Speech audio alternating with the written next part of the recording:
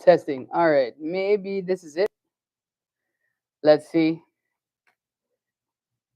Let's find out. Testing, testing. If anyone pops in, you can let me know. Let me know what's what. Um, let me know. Okay, perfect. Oh, whew. So let me try to recall then what I was saying. Tough times. Okay. Technical difficulties meant I had to kind of switch out. I don't know why I wasn't picking up my mic. But let's get it done. All right. So as it stands right now, Prime Minister Marcelina has invoked Article 59 of the Constitution of St. Martin. And essentially, what that means is that we are sent back to the polls within a prescribed amount of time, as prescribed by the Constitution.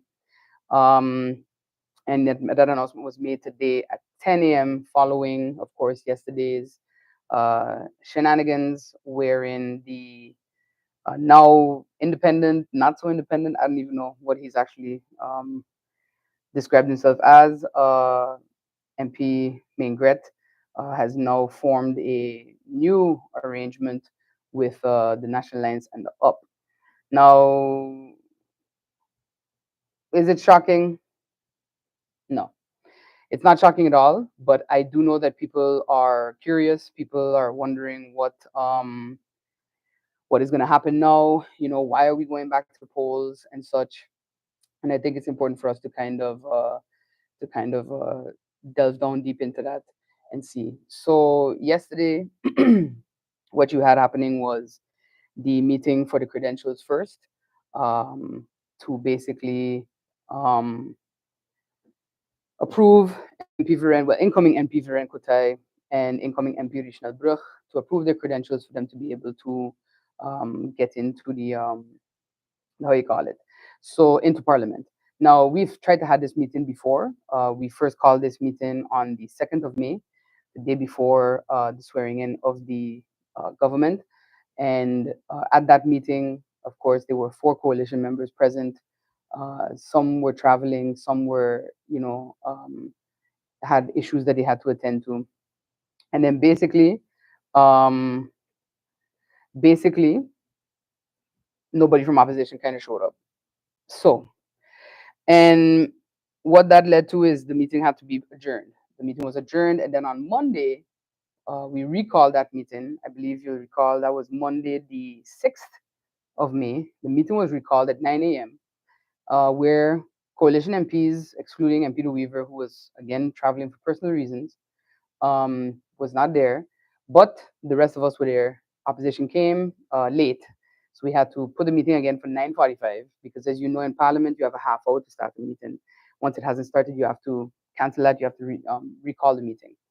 So we had that now, where they came to that meeting, 9:45, proceeded to make some comments again about how one or so coalition members were not missing, and why are they here, given quorum, etc. And I already covered that in one of my previous lives, and live immediately after that. And why I did that is because you know it goes back and forth, the responsibility of a member of parliament, and if you're actually there to be a member of parliament and to do your job, then something that pertains to the constitution is not something that you play political games with.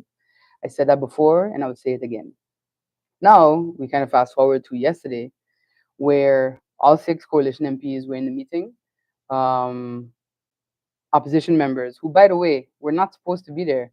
Initially, it was only going to be, I think, the former Prime Minister MP Jacobs, who was going to be on the island, and the meeting was called. And then suddenly, flights back from Brazil were changed. So I guess they, unfortunately, had to miss out on that last steakhouse visit and come back early to be able to be in that meeting yesterday, because they were supposed to come back today, actually, or yesterday, and then we would have had the meeting for today. Nevertheless, the meeting occurred because they all came back Sunday.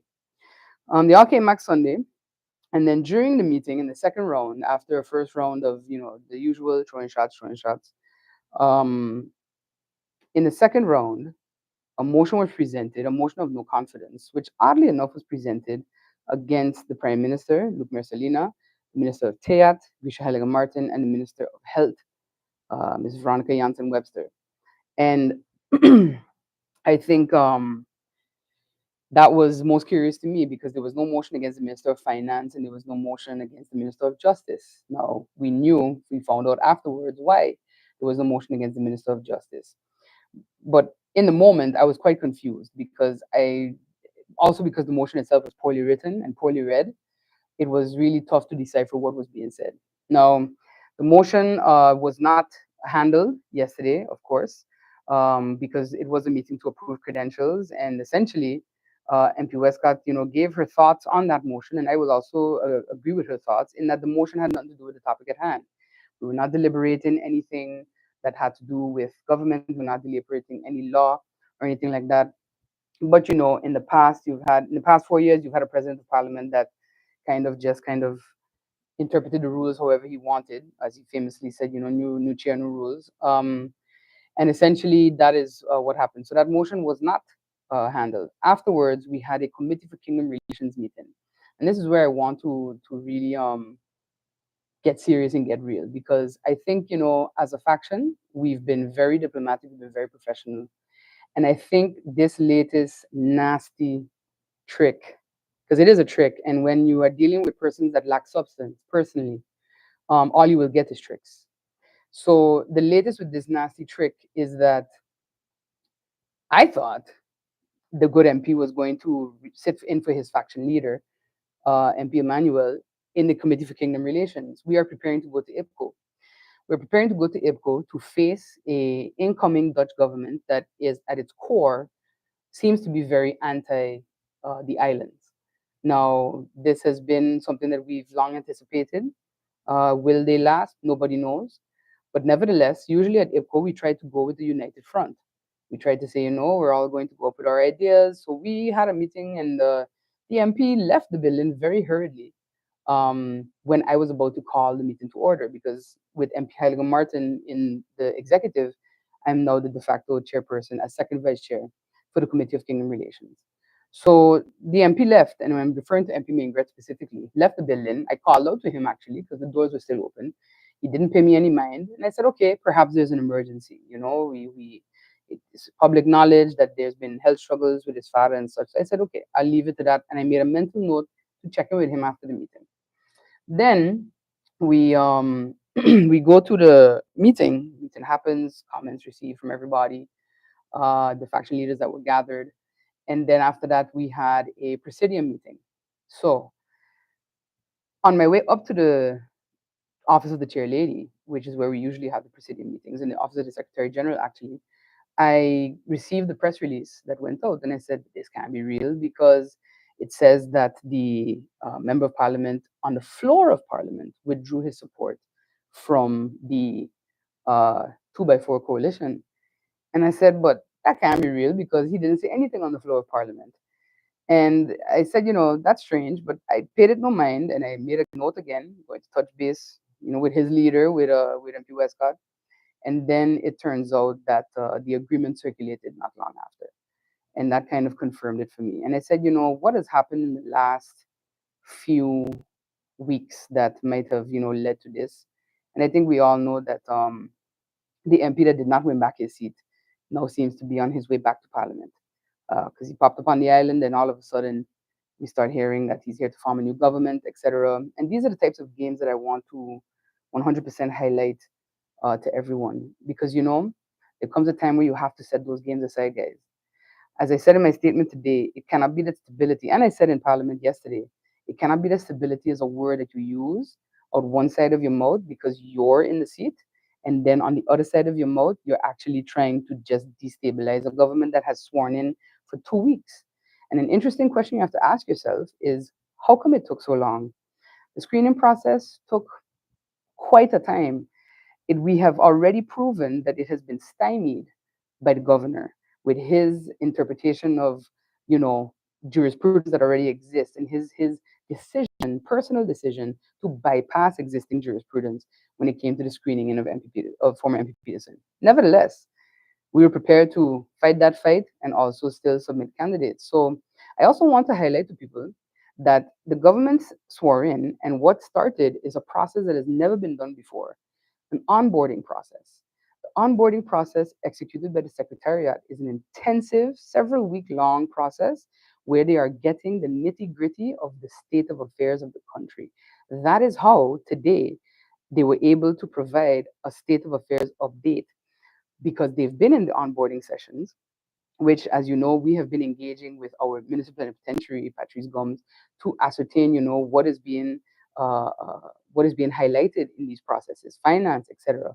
That is how the Minister of Finance today was able to tell the country that we in tough times. The bag of gold that they claim is left is not there. It's false. As we, as a faction, have been saying, in particular MP De Weaver and I, that it's not real. The winner potential sale got to be taken out of the budget. So you know what that would have meant? We're starting at the deficit. We have to remove things. We have to make cuts. All that is the reality of where we are as a country. And this is what I have said consistently for 4 years. Sometimes you just have to tell people the truth.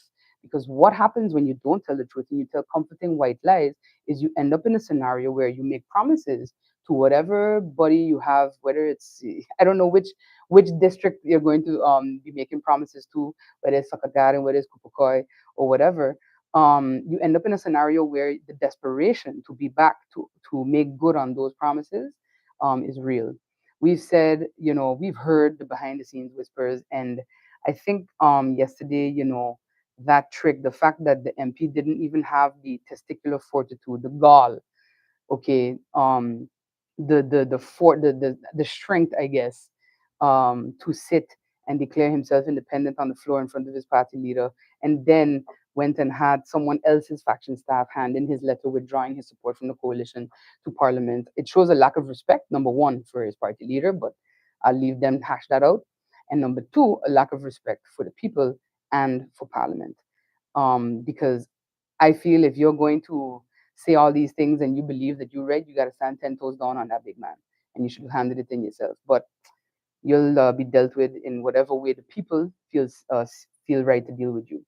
So coming after that, um, obviously it was evident what has happened, and I said, I was contacted by the press, I was contacted by several others, and I said, we're going to leave whatever has to happen, leave it to the Council of Ministers to decide.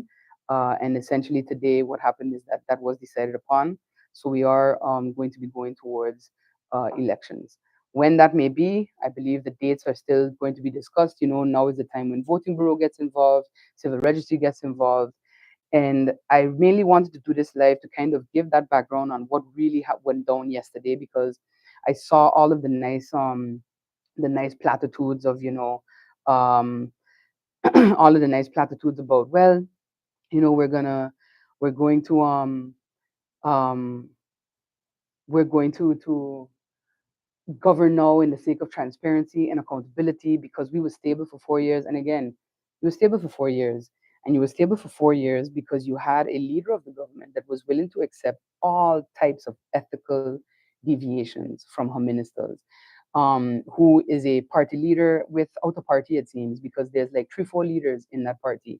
Because for the last 2, 3 months, from since the day after the election, different people are coming to talk to me, whether it's their number two, then well, not the number two, obviously, the number four, the number three, their number, what number was he? I can't even remember.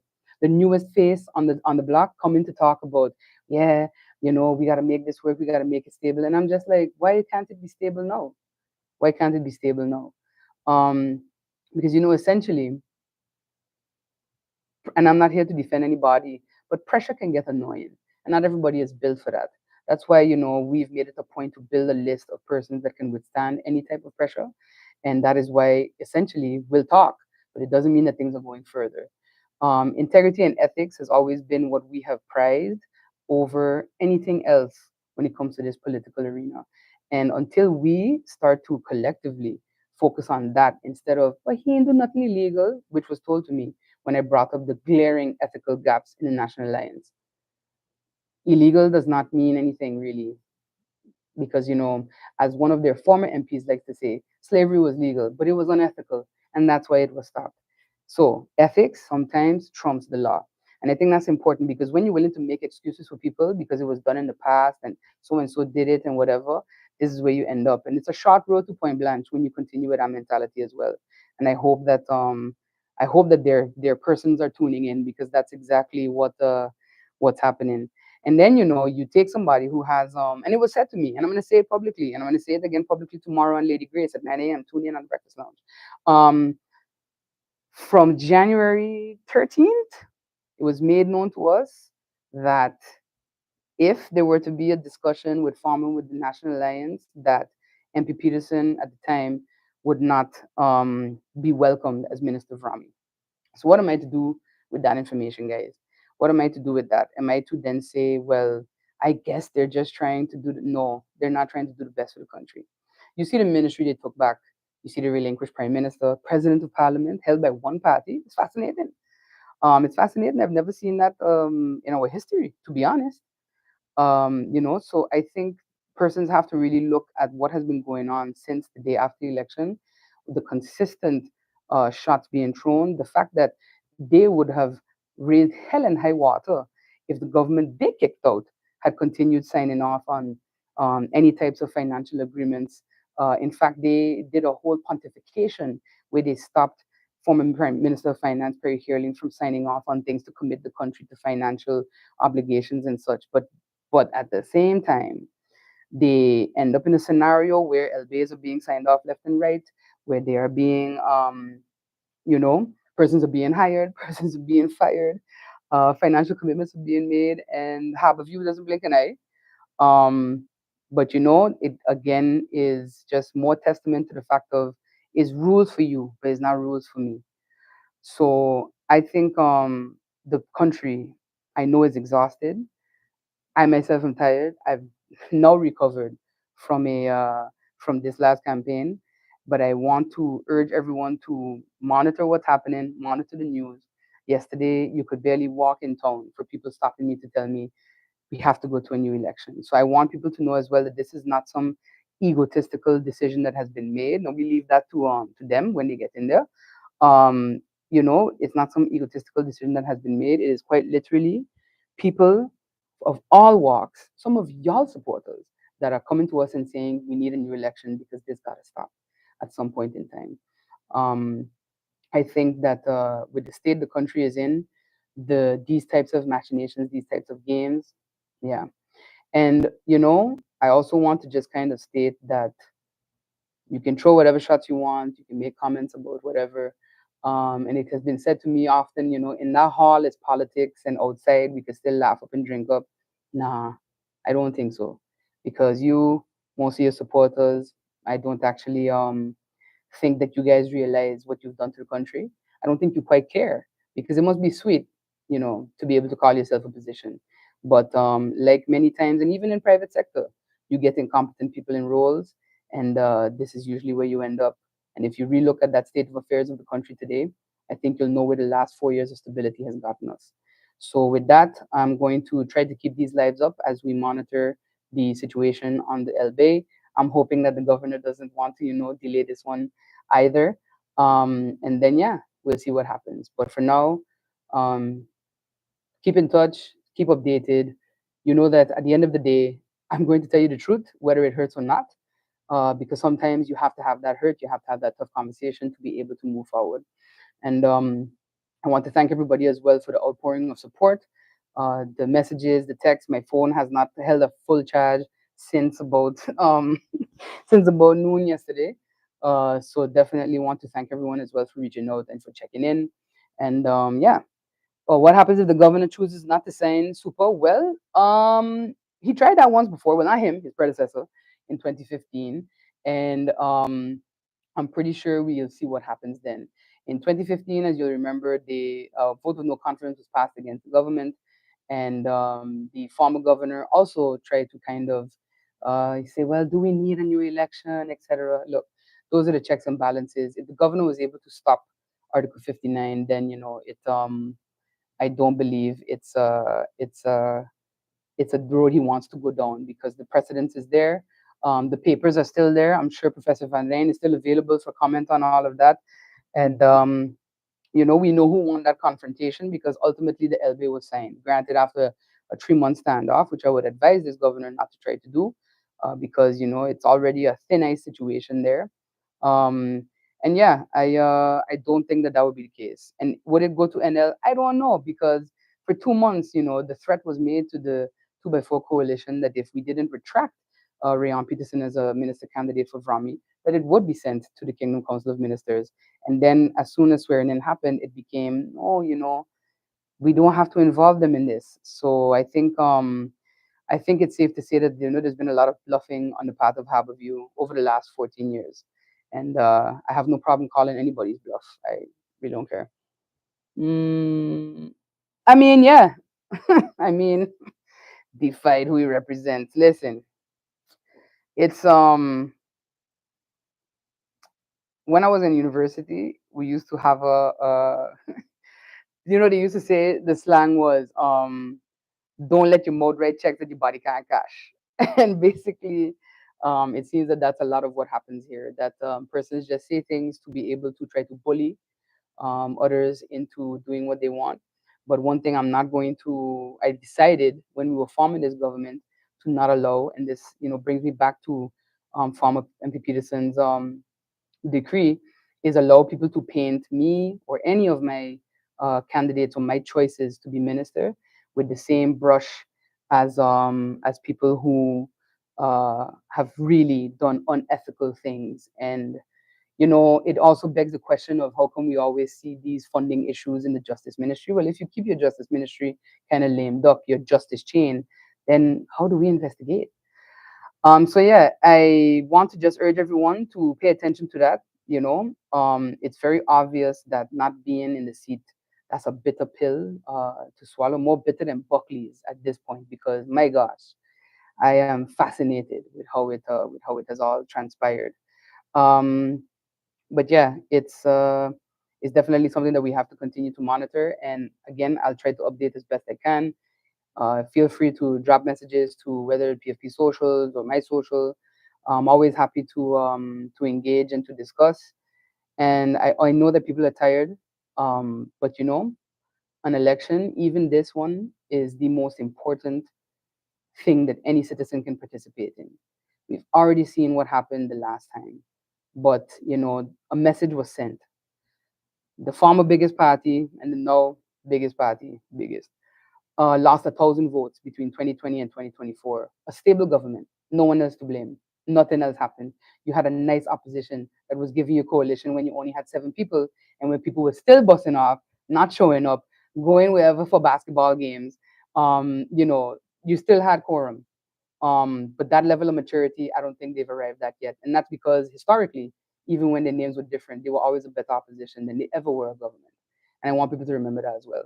So let's stay woke, as they would say. But watch this space. We're definitely gonna have updates coming for you, and I urge everyone to don't get discouraged. And when the time comes, I do hope that persons will go out and cast their vote, and this time really make your voice known. Think about the fact that even if you're a person that believes in selling your vote, that you can sell it today, that money will be gone, and then the long-term issue that has been plaguing you, it's still there. That's what happens when you vote for Bacchanalis. That's what happens when you vote for the chicken leg and Johnny Cake approach. And that's what happens when you vote for the brown bag approach. And I would urge people to really look at the situation and decide if you want better for St. Martin. So, with that being said, thank you for tuning in. I am now going to the swearing in of MPs Kotai and Bruch. And I hope to see you guys back here. And hopefully today or tomorrow we'll have further updates for you. And yeah, I'm looking forward to this time around seeing people overwhelmingly choose progress.